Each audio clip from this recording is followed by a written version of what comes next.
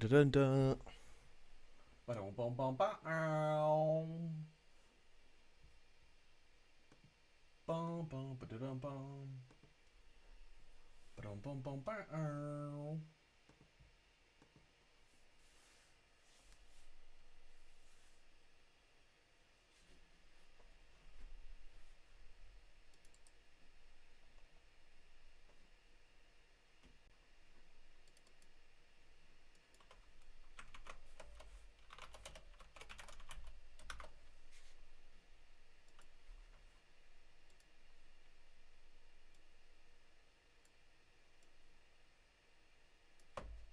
It's 420 special. 420 special, y'all. Bum bum ba da bum.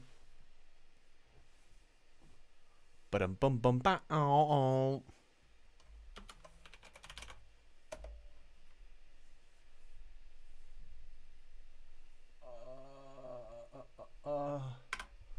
No, I don't think I will activate the renoise engine.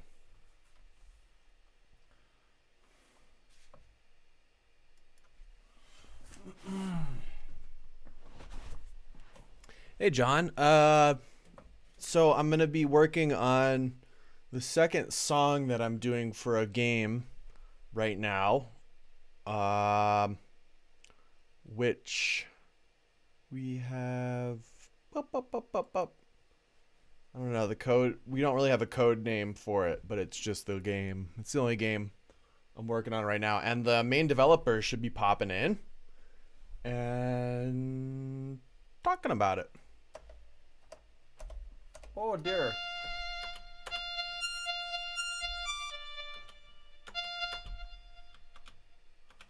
Some renoise authorization issues. That's no bueno.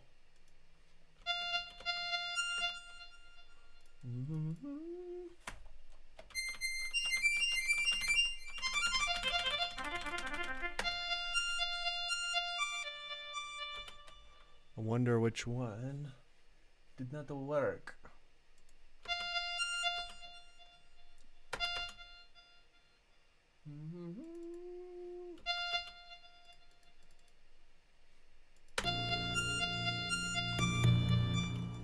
Oopsie. Oh yeah, I can already hear that. My drums that I had made are unfortunately not working.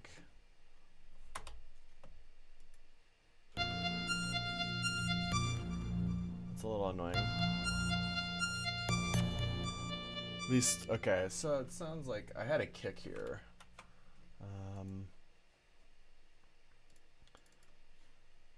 And yeah, if anybody ends up being curious, we can go into. Let me move my mic a little so I'm a little bit louder here. And there's just so many axes these mics can turn on. It's a little overwhelming. And it's like probably do this thing totally backwards and wrong. But anyways, as long as you can kind of hear me, that's fine. Yo, what up, Ted? How are you? And Ted, I'm going to let you say whatever you would or would not like to say about yourself in the chat. And yeah, glad you showed up. Ted, I think it's just you, me, and John Murphy is a musician and developer, friend of mine as well. And yeah, hopefully this is all working for you guys. I don't know. That would be really cool. Yeah, to have you join on voice. Yeah, I don't know. I will look into that. I'll look into that because maybe we can do this. Right now I'm kind of doing Tuesdays are music streams, Thursdays are and then Sundays are kind of wild card. So maybe by next Tuesday even, because we only have like another 3 Tuesdays before the deadline. But yeah, that would be sick to have you call in. I'll look into that for next time. Right now I'm just used to having everybody do voice. So, yeah, I guess I'm just gonna try to get into my process here. Like I said, I started on this a little bit, really bare bones, and then kind of going back to the challenge of the project. That's when I was like, okay, I'm gonna regroup. Um, yeah, you guys, we can, yeah, that would be interesting. I don't know how to do that on Discord though. Um, unless Ted, I bet we could do a Google. I bet I could just call you on Google Hangouts because if I hear you, all my sound cards going through Twitch. Do you want to try to do that real quick and just see? Because right now, I mean, there's not a whole lot of pressure. There's nobody really watching here. Okay, cool. Let me see. I guess. I'll. Do we make a meeting? Yeah, new meeting, and then I'll invite you. Do, and then I'll probably yeah, let's see how this works. We'll just play it by ear, see if it works. Let me get into my email that I need to be in. Yeah, let's just set a hangout link. And that would be really cool. Yeah, I think it actually might just work. It's, sometimes these things are simpler than they seem. Okay. Send invite. Okay. Yeah, and like I said, hopefully, I think it's just the 3 of us right now. And then, yeah. 1 second here. All right. Cool. I did it to your @me email. And then I'm going to join the call here. And then let me make sure. Okay, yeah, that I'm not going to get any feedback. Allow.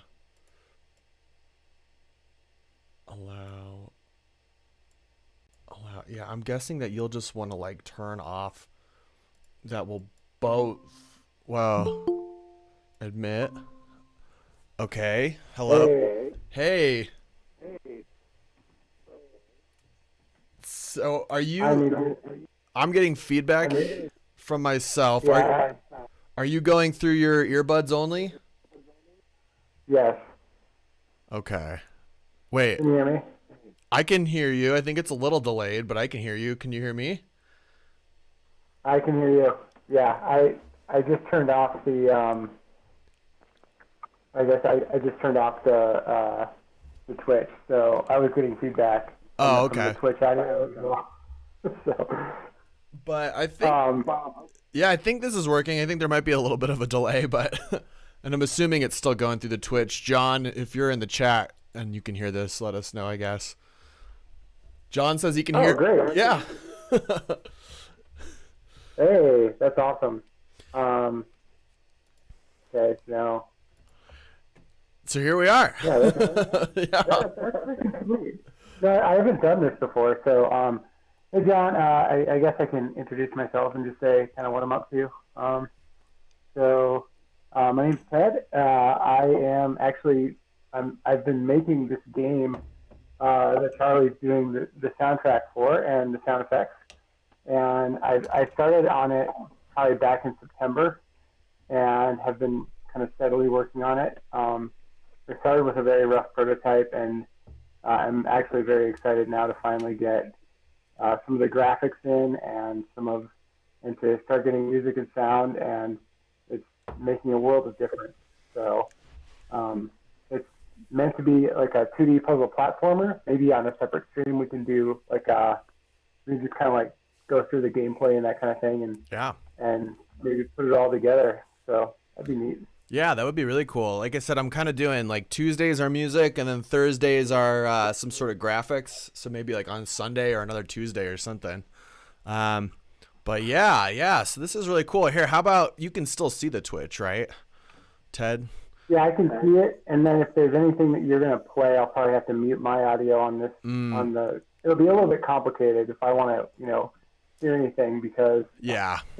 I'll have to mute my audio on Google Hangouts and then turn it on for Twitch. So Yeah, So that there's works. got to be. I mean, I'm sure Twitch has got some sort of support or something to actually do this the right way, so we'll Yeah. have to look into that. But yeah, because right now, I mean, it took me really, kind of, it was about a year ago that I started thinking, okay, how can I get my whole studio set up streaming for like music production without compromising anything? You know what I mean? Like, because I have Yeah. this like rack of synthesizers back here that all like that has its own sound card. It's actually two sound cards, so it's a lot of moving parts to get going, and then just have that repeat into OBS software here. But yeah, so okay, so you said you probably won't be able to hear what I've got going on. But yeah, I don't know. I mean, we could talk a little bit about the process, or we could just, I could just jump in and keep trying to work on this next track.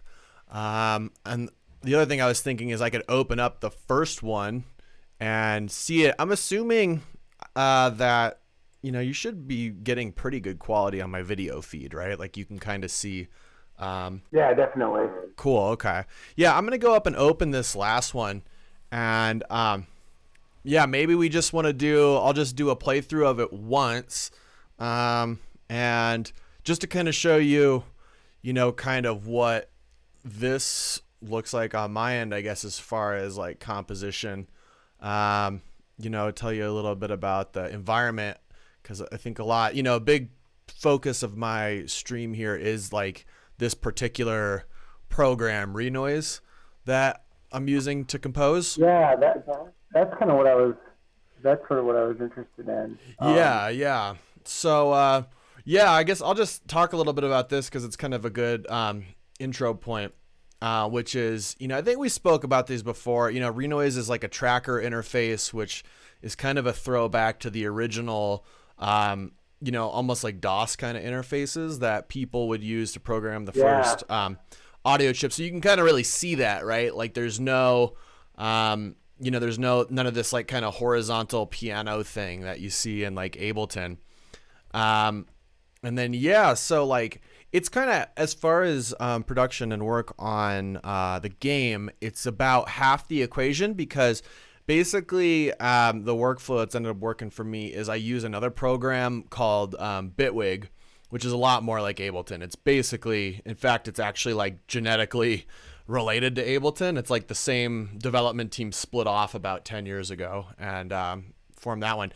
And that's a little bit more of a friendly environment towards individual sound design, like, for the sound effects. So as I'm, sculpting those in particular, and that's another one we could do a session on. But at the same time, all the guts of that and this are the same, which is a lot of synthesizers in using what's called Reason. I'll pull up an instance of Reason here. Reason was another, like, not quite like Ableton, but to be more like it, but it's actually like just basically a synthesizer rack with a bunch of software synthesizers that even goes so far as emulating plugs in the back. And it's always been able to work with other DAWs, like with Ableton or Renoise. Did I lose you there? Are you still there, Ted? Yeah, my internet's kind of cutting out a bit, so. Yeah. I think that might be me too. It might not be super happy here. But yeah, I guess you can hear me now though, right? So I can hear you. Yeah. okay. So yeah, again, the guts of everything I'm doing really comes down to Reason is one of my favorite platforms for like the actual synthesizers. And so long story short, I like Renoise for writing the songs. And then I like Reason for doing the synthesizers. And when I want like really granular control of like the motion of the synthesizer, that's when, I could even open Bitwig. Hopefully my computer won't get too upset. But that's when I'll turn to Bitwig. It's just a little bit nicer for handling like the sound effect design. So, yeah, actually we'll keep Bitwig closed for a minute here and probably just open one DAW at a time. But yeah, here you can kind of see the composition and, The basic idea is, yeah, you kind of have these pattern blocks, and then you have the parts where you actually write in, your notes here that you can see. And so I'll kind of just, let's see if we can get a little nicer view here, and then maybe even show. So like a pattern block, I guess. I'm not really familiar with what that is. Is that just kind of like laying out in time? Yeah. So like the spacing of. Yeah, it's kind of like just the way that you would divide, like if you have the measure of a music, like 4 beats. It's essentially like the functional equivalent of that in renoise. Now, it doesn't have to be 4 beats, but it's always this kind of serialized list of like really just a way of like, slicing the score into these manageable bits. So like each one of these blocks, like each one of these sections here horizontally is probably 4 beats long, right? In a normal composition, it's 4 beats long. Like one of the things I like about renoise is you can change that and do some weird, but that's when you're starting to like, most music's 4/4. So we usually just keep that. And then, vertically, you can kind of see the notes written out. So let's see. And so you can't hear that, can you, Ted? Because you're just on this Hangouts call. Unfortunately, I can only hear your voice. Yeah, so we, like I said, maybe I could play through this and you could switch back for a second. And I think this whole composition is just a loop. I'll mute the call. Okay. Cool. All right. I'm ready when you are. I guess give me a hand signal or something, and then I'll start playing it.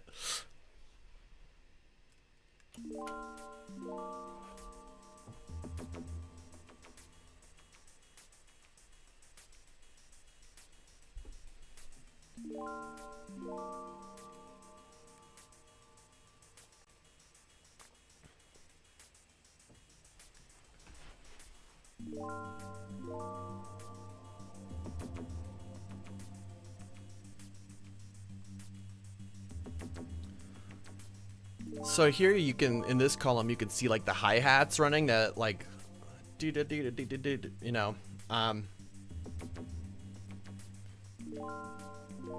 then see some of these background layers coming in.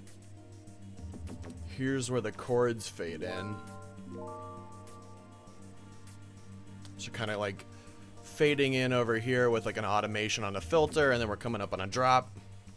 Well, maybe not the most intense drop. Then we're getting the kind of the melody coming in here. Boom, boom. And then it should drop at this next section, right?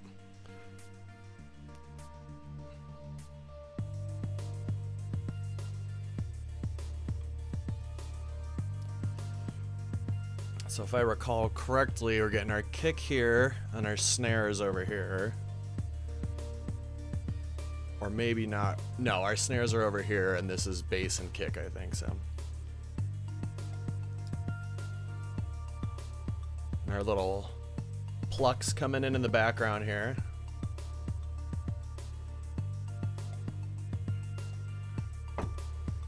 And then, let's see.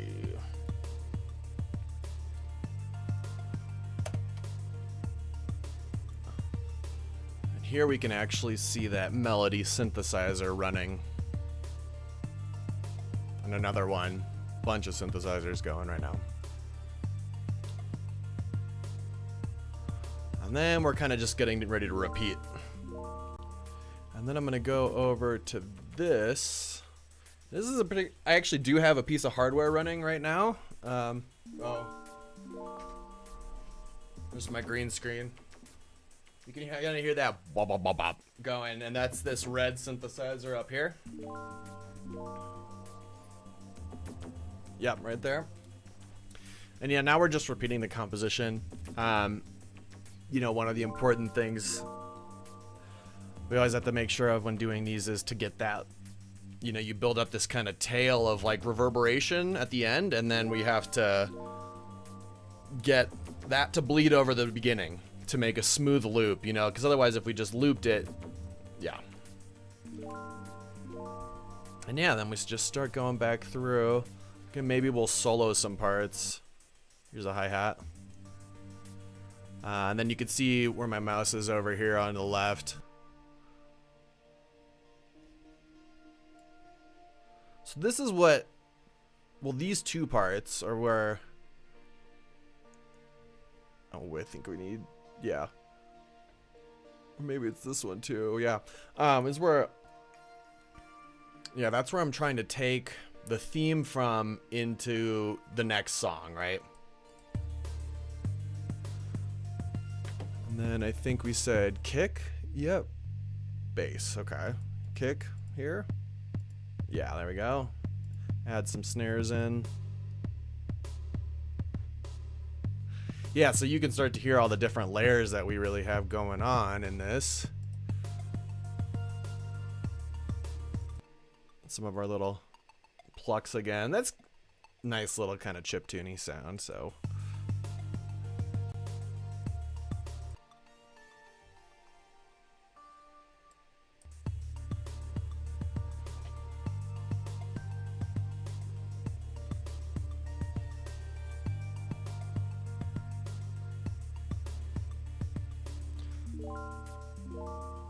There we go. So then we're right back at the beginning. So excellent.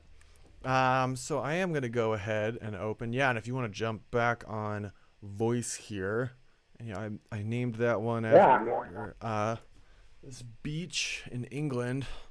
And so then yeah, and I guess you won't if I go right back in the other one, you won't hear it. But yeah. So yeah, it's such a great track, and yeah, I love the way that it does seamlessly loop. Yeah, you know, and I was actually having my spouse look at this, or like look at the game and listen to the music while I was playing as well, and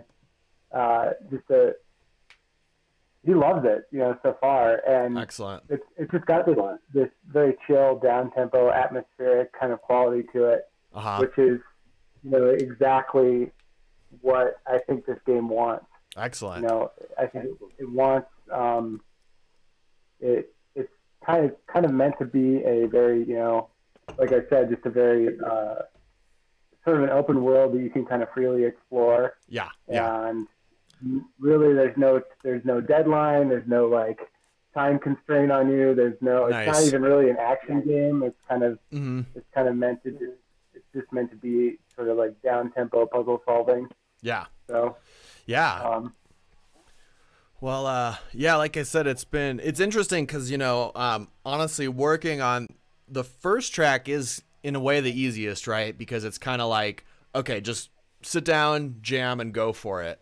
And that kind of brings me to, where we are today, which is working on this second one, which, it's an interesting design constraint, kind of working with, like you said, let's go a little bit more chiptune, maybe a little bit cuter. And then, my intuitions of that meaning things get faster and things get poppier and the beat, but but fighting that, right? Because that's kind of where the interesting thing comes in, is to say, okay, how do I, integrate that? And again, like, I keep flashing back to Super Mario World. It's amazing to me how you can really hear it once somebody points out that every song in that game, besides for maybe the final boss song, is like got the same skeleton. Like dun dun dun dun dun dun. Like they all do that right at the beginning, and then they all go in such wildly different directions, though, instrumentally and stylistically. Like whether it's the cave level or the water level, you're like, you don't actually. Yeah, you feel the structure, but you're not actually aware of it until someone really says, like, they actually wrote that all at the same point. And then you say, oh, okay, that consistency, because I was thinking about it earlier. It reminds me, like, there's obviously, like, huge consistency in the gameplay. It makes sense, to have that. Totally. It's what's funny about those tracks, too, is they seem to be, like, almost designed to be simple and easy to remember, and not to be so overly complex, because that kind of fits the gameplay, right? Like the whole the gameplay is meant to be very approachable. Yeah. To basically anybody that you can hand a controller to. Okay, here's this platforming game. It's Mario's a fairly straightforward game. Right? It's probably one of the more straightforward games. So then to pick a soundtrack that mirrors the straightforwardness of it, I think makes a lot of sense. Yeah, absolutely.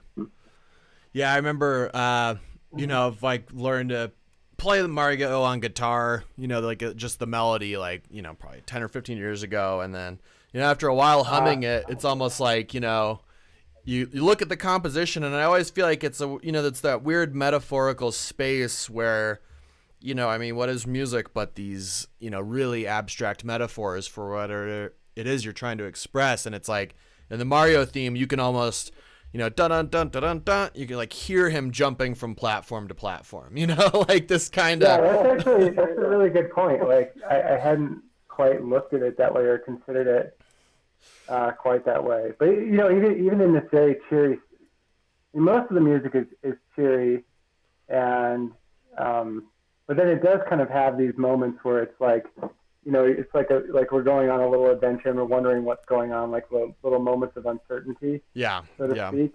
Even in this like otherwise very bright sort of a song, like what's going on there? Like, are you falling in a pit? What's happening? Yeah, and that's exactly what I was gonna say. Right back to it. Yeah, like it's got all these like little the accidentals, like the little like chromatic like it doesn't quite stay in key, right? And it's like almost like a little dizzying in that sense, Yeah. It's unfortunate that I don't really know much of like the actual terminology behind any of this.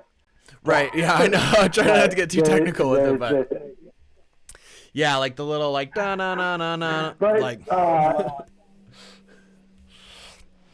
Yeah, and I think that's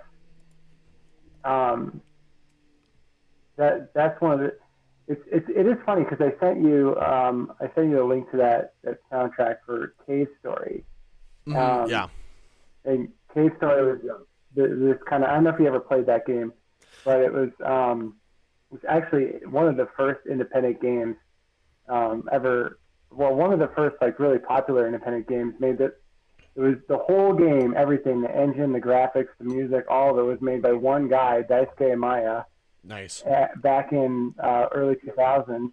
Okay. And most of the soundtrack is chiptune, but there's that one track in there, this track Gestation, which I think is really, it's a fairly good example of what I think is a way to do this in chiptune. Interesting. Okay. Something that is, it's maybe not, it's not fast paced, but it's got this kind of, it almost feels like an introduction or something. It's like this na na na na na na na. Interesting. Okay. I can't sing. I'm terrible at singing. But, no worries. Yeah. But it has this way of kind of like almost the way that it starts. It's like dancing around.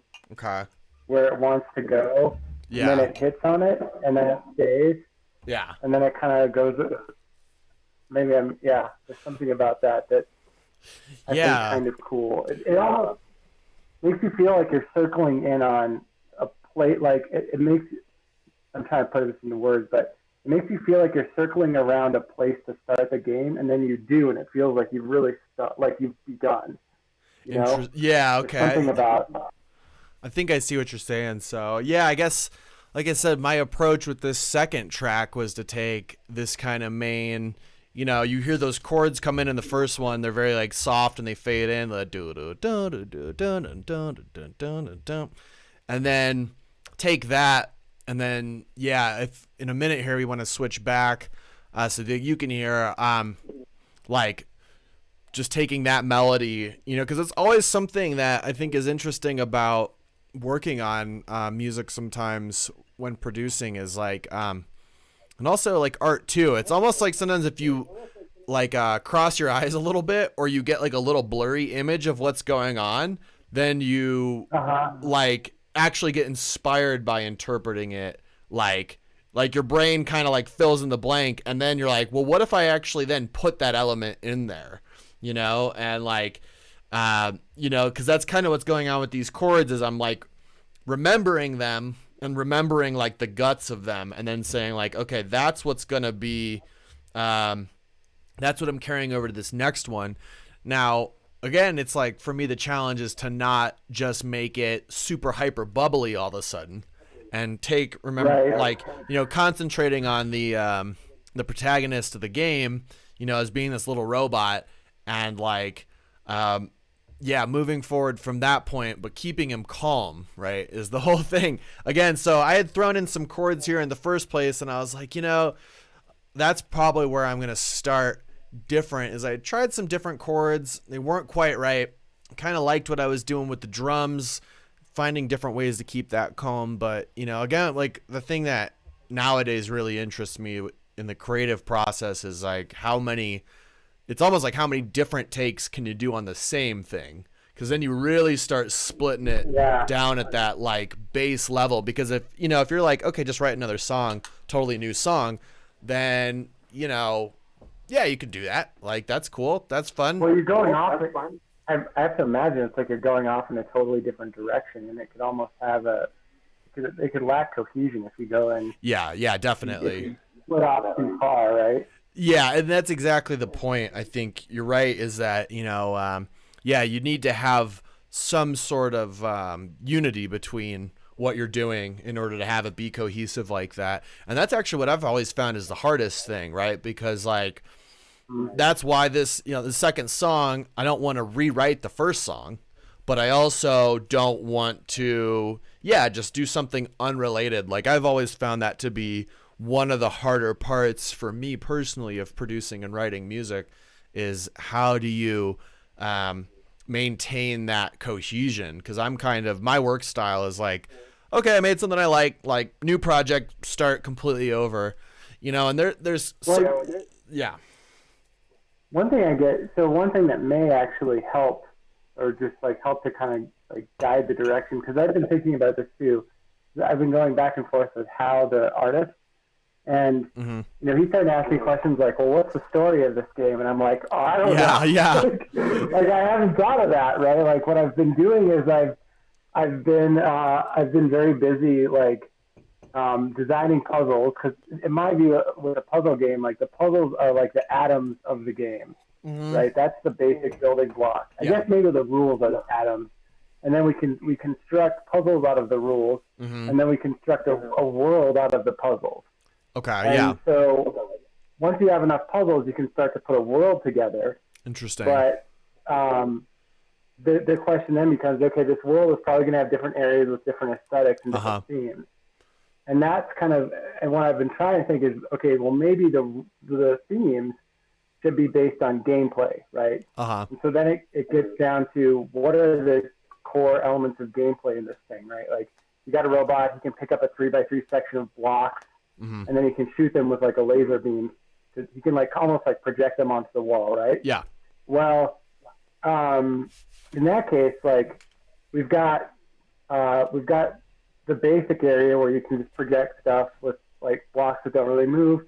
We got another area where the laser beam goes through, can like turn in corners and like go through different it can turn corners and like redirect itself. There's a bunch of puzzles on that. So like maybe what that is like that's like a laboratory or something. Yeah. Like a laser lab or something, right? And so now you have a theme, right? You have an atmosphere and an environment, a theme that you can kind of go with. Now, what do you think about me pulling up the demo for this right now? Should we do it and stream it on here? Yeah. All right. Here, let me see if I can. I'll turn off my microphone. Well, or you can keep talking about it. We can go soundless for a minute, just as you're, going into gameplay. Hopefully. Okay. Yeah. Let's see. I got my latest build here. Let's see if this works out for everyone. All right. Can you hear me? Oh, dude. Yeah. Okay. So you've actually got. All right. Wow. This. What computer are you on? Okay. So you're on a MacBook. It looks. I'm on a MacBook, but then I have like a 32-inch. Is this like a second monitor? Yeah, it is. Okay. Interesting. So, to whoever's watching, this there's a few things that are definitely going to change. Actually, this reminds me, you're running an older build of the game. Yeah, this is only like it's like 4 days old or something like that. So I think, right? Well, I keep changing so much about it. Like I changed like the guy's like collision widths and like a bunch of stuff, and I'm trying to like make more of this. I've been basically like laying the groundwork for a non-linear world. Right. And so that kind of is gonna. There's a lot of stuff there. Yeah, okay, I'm really excited about that. We're doing this puzzle, and this puzzle is, I don't want to ruin it. So there's, you're playing with your keyboard, right? So I am, yeah. And you know what? That controller issue, I think, actually was my like the controller build you gave me should have worked. I think I tried those controllers. Yeah, well, I kept plugging them in, and I've got 3 of the same controller, and then 2 of them were like drawing too much current from my MacBook or something like that. So, yeah, I'll have to go revisit that. So, yeah, and this puzzle, I think, again, this is you're doing a puzzle that is like right after the point where I decided that it's important to make it non-linear or less linear. Because this is right around the part of the game where people start to get stuck, and it's also kind of the part of the game where I want to give people an option to try a different puzzle or do something else, right? Okay. So that's kind of what this one's about. But yeah, it's fun to see. This gets me thinking. Well, it gets me thinking a few things. Just watching you play is interesting because it gets me thinking I maybe want to make the grid more apparent. You know, that I think would help. Normally I'm a lot faster at this level, but I've got like nerves because we're on air right now. So I swear, like, I've gotten pretty good at running through, like, you know, most of them, because that's what I find is really interesting is, you know, it's a novel mechanic, what we've got going on in the game. As far as like I can't, you know, like I don't know other games with this exact gameplay, but yeah, the learning curve that really starts to come in where it's like, okay, I'm starting to understand the little tricks about how to move these blocks around in the right way, and of course, as I'm saying this level is totally, like I said, I've got nerves because we're like on the air right now, like, but you know. And again, you know, you can call it at any point you want me to shut the demo off. I'll just keep playing through. But in case, you know, you don't want to... At one point, I don't know which... I may actually... Well, I may actually have it. I think at some point I programmed... Oh, you're very close. Yeah. You basically got it. Yeah. There you go. That's it. Is this it? Wait. Oh, there you go. There. The funny... Yeah. So this puzzle is kind of, well, that puzzle is about getting them in the right offset inside of the selection area. Mm-hmm. And so that's kind of one of the key skills to teach people at the very beginning is that I had another friend who called that idea the step, which is something like if you have like a 1 block difference in the map, then one of the things you can do is you can, see, this puzzle is actually fairly easy. So it's actually good to see you go through this one so quickly because, actually that does kind of start to change my mind about the ordering of some of this stuff. See, I think because it's been like 3 days since I played maybe, so now like I got that one and I'm like, okay, I'm remembering the groove on everything I think now, you know. So it's like I said, usually I would run through, add some sound effects, and then run through again. I think you can make, there we go. Okay, so now do you see that little area up there towards the top? Oh, yeah, sorry about that. Went through So that actually is a puzzle where there's multiple solutions. There's a solution where you get an extra block. Ah, okay. And then you can go into that other area. Nice. And so if you're like super clever, then you can unlock a secret. This puzzle, I'm not sure if I'm going to keep. Actually, Hal kind of thinks that I've gotten a fair amount of negative feedback on that puzzle. On this the one that you're playing. Yeah, because it's kind of fiddly in terms of like how you get the down block in place. Like you have to stand on the very edge of the platform, which is a little bit weird. Mm-hmm. But see, that's interesting. How did you know that you could adjust the beam? I guess maybe I said that in some instructions. I think I just found it one time, yeah, like, because the F is what you're talking about, right? When you're, like, rotate the beam upwards, yeah, I think I just stumbled upon it. Oh, that's interesting. Is that how you do this one? Yeah, there we go. Yeah, that's how you do that one. So, no, it's just interesting, like, to see, because actually that was one of the reasons I hired Hal was because like I like people that kind of like get into arguments with me and like disagree. Nice. So like one of our first like email exchanges, you like had some disagreement, and I was like, well, you know what? And actually, you made some pretty good points. Yeah. So I was like. This guy obviously like he cares enough to call me out on my bullshit. And so I was like I gotta hire this guy. That's awesome. Yeah. Oh, it's true. I mean, it's important, right? I mean, I feel like I argue with enough people in real life, so it's like nice that we can, have some good cohesion on sound and music with this. So. I took this personality test, and there's like the big 5 personality types, and what are they like? Conscientiousness, openness, introversion, extroversion, neuroticism, and agreeableness.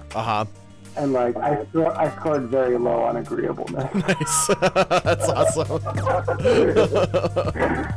So maybe that says something. I don't know. I like when people disagree with me. I don't know. I feel like you've been easy on me with the music and everything. You're pretty agreeable in that sense. So, but that I appreciate it too. Sometimes it's easy to pick, especially when things are so subjective. Like to not like everything. Well, so. What I find is like on a lot of projects that I've worked on in the past, where if I guess the way I look at it is this: if the overall vision for something is right and makes sense and is natural, then I feel like a lot of the pieces will come together. Yeah. Without a ton of effort, if that makes sense. Mm-hmm. And so part of what I've really been trying to do is like just make sure that this actually does have there's a cohesive vision for this game. Yeah. That it makes sense. And if that actually is true, then I think I can do a better job of communicating that vision to other people. And that means that they're going to get they're going to make what fits the game. Yeah. Yeah, it sounds like you're kind of talking about like something I've really struggled with in music is like planned structure versus like emergent structure, as I refer to it, where it's like you want to have a master plan, but you also want to be able to go with the flow, because a lot of the it's a human experience at the end of the day, right? It's not like you just need to get the right formula usually. Like that's an engineering problem, right? I mean, games and music, it's got to be it's very personal and human. So yeah, I tend to want to do that, like have a theory about how I'm going to write a song, or like how the structure is going to come together in advance. But 90% of the time, the songs that get written are the ones where it's like I'm just going with the flow, and like I just have an idea, I try to take it a little further. There's some traditional structure types, but for the most part, it's just, just done by intuition, right? It's not fully done with some rigid structure, and that's where, yeah, it's emergent, right? It's emergent. You have to just let it happen. I think that'd be an interesting topic to kind of drill down on, because I think that it's not like oftentimes, how shall I put it? I don't think that something that's purely top down ever really works out. And the reason is just because you can never know exactly how something is actually gonna work until you start to put it into practice. Yeah. And then, so oftentimes most of our plans are usually wrong, right? Yeah. and it should be that way, because we can't really see the future. We're not very good at it, and we're not, our brains just are not that great at perfectly visualizing how something is going to actually be in practice.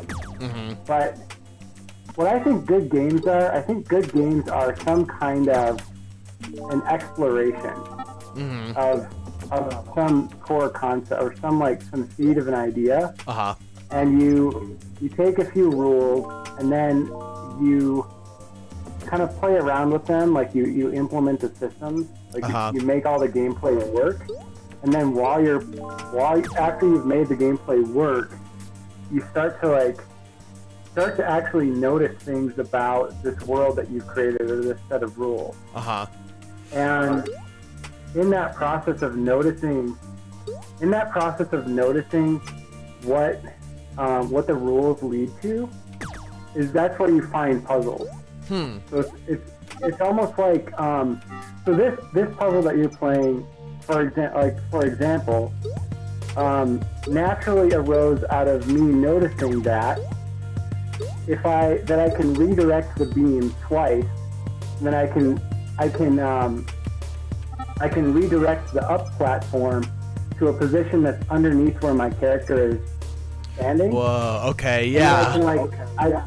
You see what I'm saying? See, this is funny, because this is like the first one I haven't beat, too. Like, I keep... Oh, wow. No, I ruined it for you. Well, yeah, it's okay. I mean, yeah, maybe a little hint was appreciated, because I haven't really tried on this one much, but I didn't even know this actually platform went up instead of down until just now.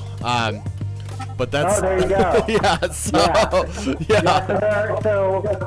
So there are platforms that go up. There are platforms that go sideways. Basically like a moving kind of platform. And basically like that. Oh man, this is hard. You have to be a little bit quieter. My stuff is yelling at me. Anyway, what I was gonna say is, the moving platforms came out of the original platforms. Will just stay where you put them. But the moving ones, I just thought, well, what if they could move too? And maybe there's gameplay that comes out of that. And if they can go down, they can respond to gravity. Then we're already halfway there. Why don't we make them so that they can go up and so they can go sideways? And let's play around with that and see what kind of puzzles emerge. Nice. Okay. So, and the idea is that once you put these rules in, it leads to there are natural things that emerge out of the system that you weren't really planning to discover. Does that make sense? Yeah, I mean, I feel like, again, it's exactly what you were saying before about letting, not having the structure laid out, because I can imagine that. I mean, as I've been playing these, that's literally the conversation between player and designer is like, like, how do you compose the levels to make the puzzle that, the player's solving, right? I mean, that's literally what we're doing here, and I'm wondering, like, yeah, this is a hard one. Again, this is like the first one I haven't beat. I feel like I'm getting close, but don't. I've been getting a lot of spoilers from friends on different projects recently. I'm like, I'm not gonna ruin it for you. I'm not gonna ruin it. Well, I did already ruin it. But the point that I kind of want to get back to is, I've had people ask me in the past, how do you think of puzzles, or how do you come up with levels, right? And it's actually a surprisingly simple process. Like, what you do is you build systems, and then you play around with the systems, and then you notice things that you can do with the systems. And then what you say is, oh, here's a thing I can do. Like, I can project this platform underneath me. Like, that's a thing that I can do. And now let's design a puzzle where that is the thing that you have to do in order to beat the puzzle.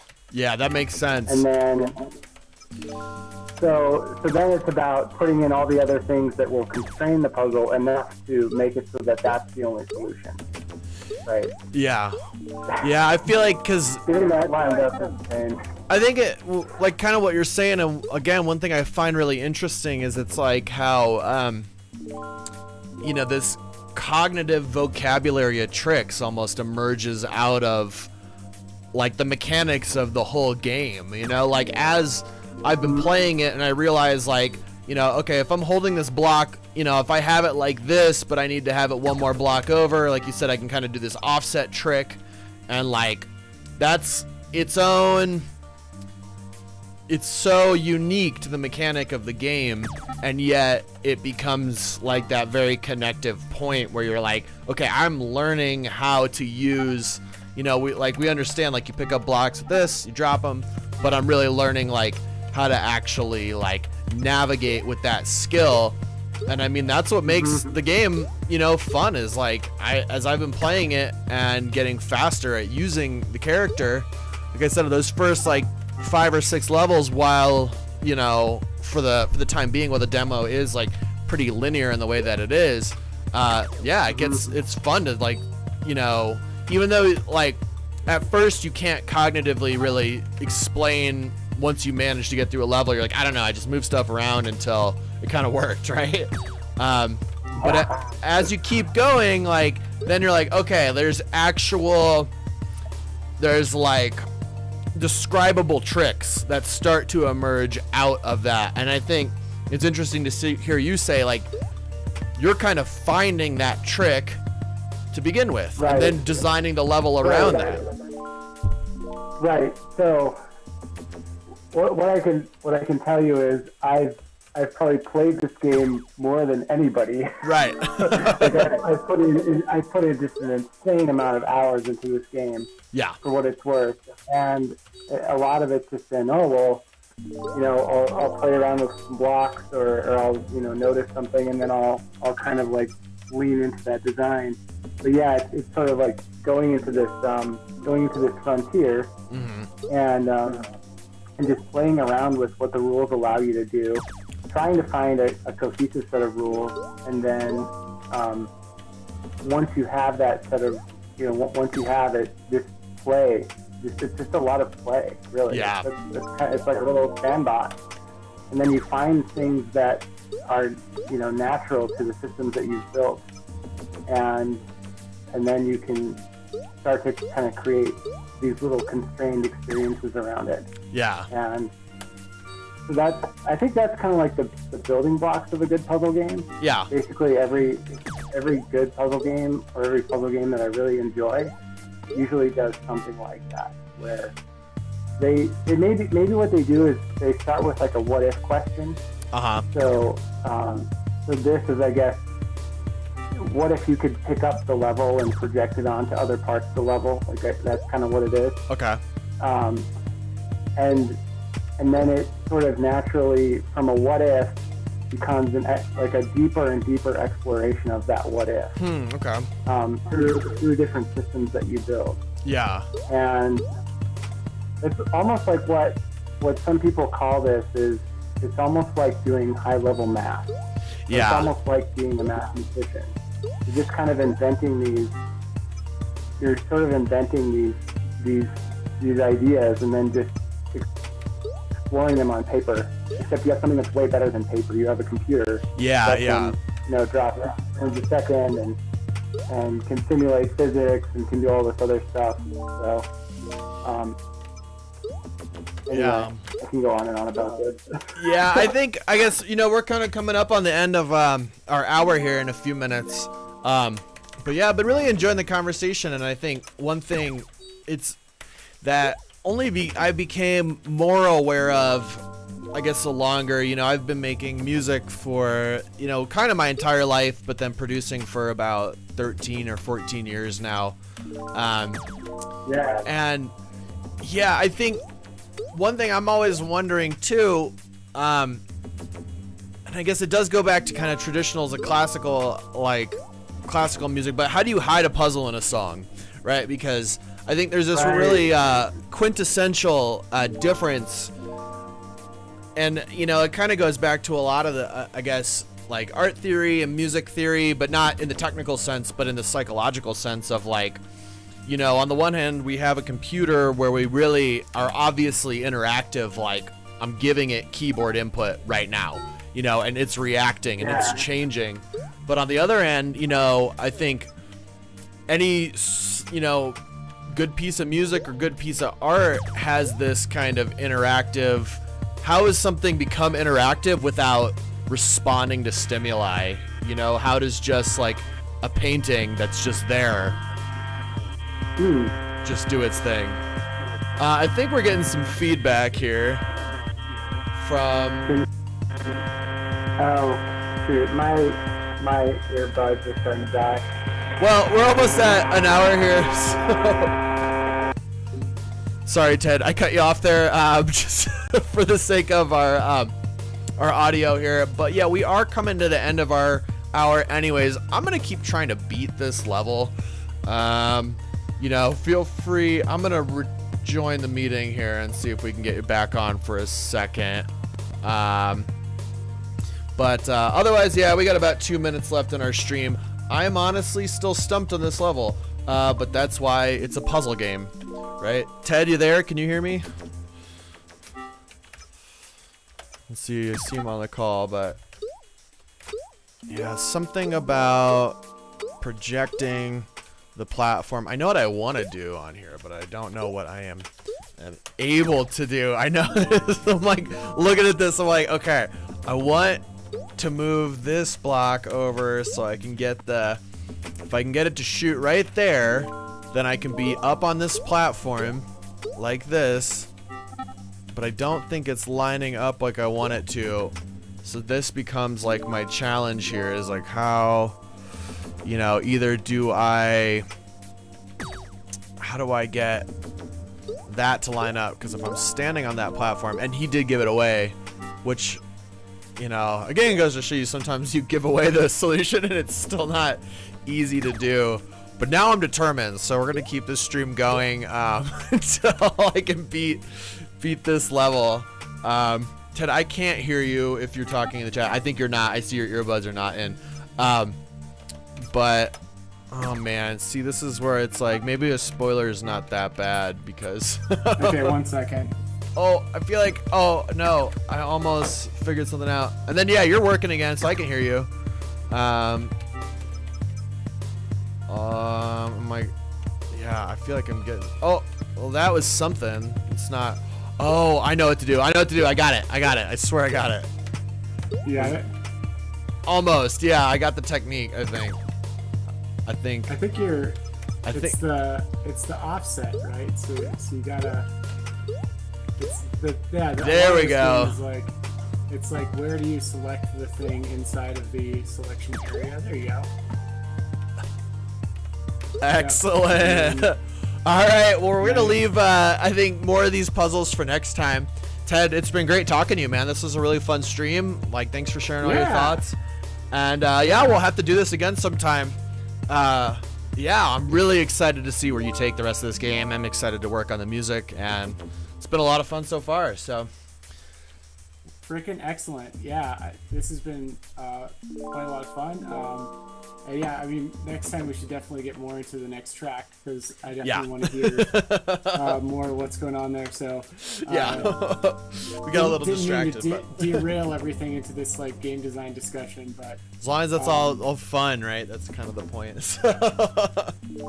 Well, what's so cool is I guess I wanted to kind of get into like, you know, maybe just a bit of an area of inspiration for places to take the tracks, or like different themes, you know, because I think there's probably going to be an area in the game that's like a laboratory or something. Uh-huh. So, and that's just because like of this ability to redirect the beam. Uh-huh. So it's almost like a laser lab, something like that. Mm-hmm. And then I'm thinking there might be like another area that's like a factory.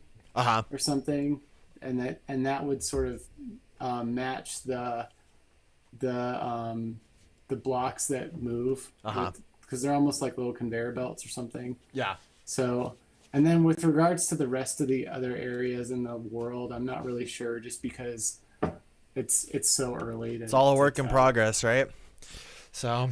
yeah, and again, like my philosophy with game design is like, I would prefer to design a cohesive game with great puzzles.